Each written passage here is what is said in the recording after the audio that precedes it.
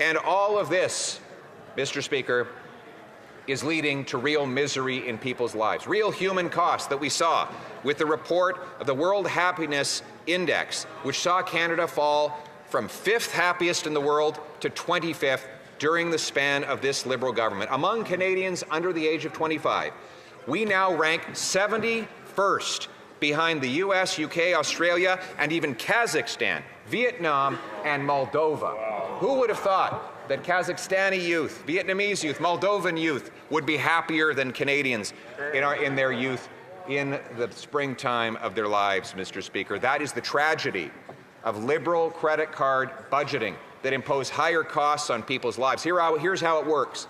They put the nation's bill on the national credit card, and they force Canadians to put their bills on their personal credit cards. Meanwhile, a small group of Liberal elites and corporate insiders get fantastically rich off government handouts, bailouts, and carve-outs.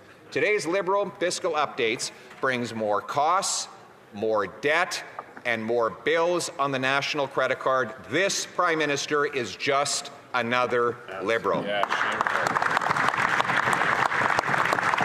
are the facts. Here are the facts. He doubled the deficit from $31 billion to $65 billion. Prime Minister broke his promise that he would reduce the debt-to-GDP ratio over the fiscal horizon. Today, he reported the debt-to-GDP ratio will go up, not only over the fiscal horizon, but in every single year that this government serves. He broke his promise to spend less, with spending year over year going up 4.9%, which is far more than the combined inflation and economic growth, and about twice inflation plus population growth. He's added $37 billion of brand new spending measures in this economic update alone, on top of tens of billions of dollars already announced in the last year. Since taking office a year ago, this Liberal Prime Minister has created 13 new government agencies. Outside of COVID, last year's was the largest deficit in Canadian history, and this year's spending is the highest as a share of GDP since 1996. Interest on the national debt will hit $59 billion this year, more than we transfer for health care and more than we collect in GST. That means every penny you pay, Speaker, in GST goes to bankers and bondholders, not to doctors and nurses. Wow. Shame, Mr. Speaker. Every Canadian will spend $3,400 on interest payments. An increasing share of spending goes to Liberal elites and corporate insiders, so not everyone is hurting. The Prime Minister's so-called sovereign wealth fund, which has no wealth to put in it, is relying 100% on the national credit card. And today we learned that they're going to spend millions of dollars to set up a transition office that will eventually set up a permanent office, to borrow on the national credit card to place bets on Liberal-chosen corporations.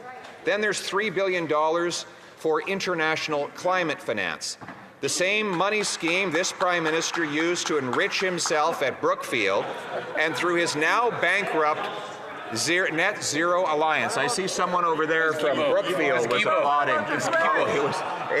It was the former Environment Minister, and guess what? He might feel like he's out of business sitting in the corner, but no worries, Mr. Speaker. The Prime Minister's Net Zero Alliance is also bankrupt, so he's not alone.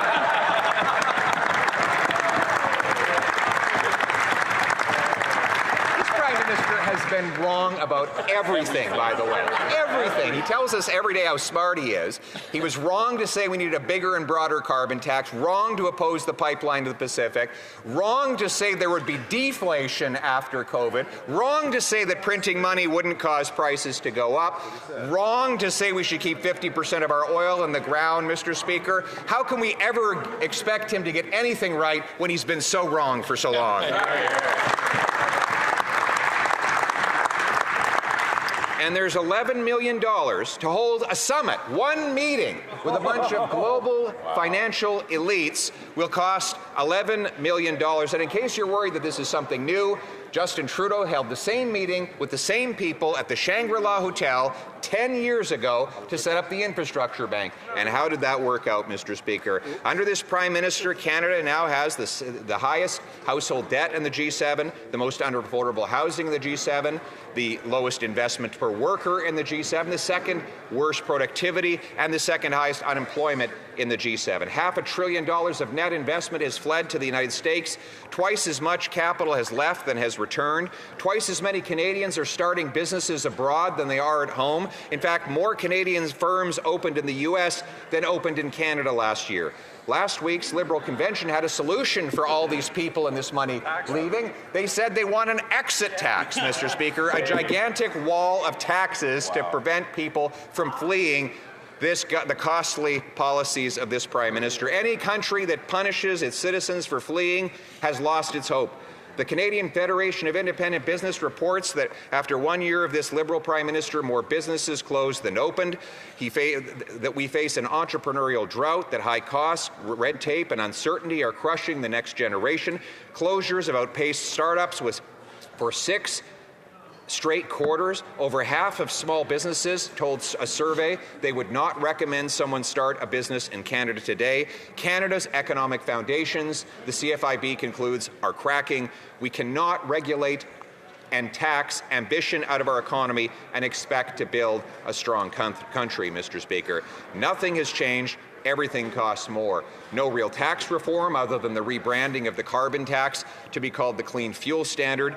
He promised to cut red tape, and yet not one anti-development law has been removed. And as I said, 13 new agencies have been created. He said he would build at speeds not seen in generations, yet after we gave him unprecedented legal powers to approve big national projects, that new office that those laws created has not approved a single one. And then there's the pipeline to the Pacific, he promised.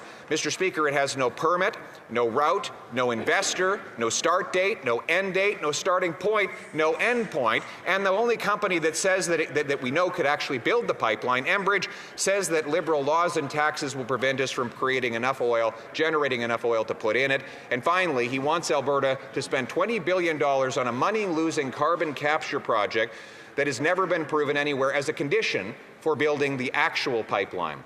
And what about his famous Davos speech on middle power alliances? It's produced a lot of MOUs, but 0 new free trade agreements around the world. Announcements are not results. Lofty speeches do not pay mortgages, fill tanks, or stock the shelves. At the root, this Prime Minister still holds the same Liberal ideology of top-down government control that concentrates power and money among insiders like him. That philosophy that doubled our debt, killed growth, and priced families out of the basics. He has been wrong on all of those issues all along, Mr. Speaker. After 1 year of this Prime Minister, our economy is weaker, more expensive, and less hopeful. I share these harsh facts because we must replace the illusion with reality if we are going to fix what the Liberals broke.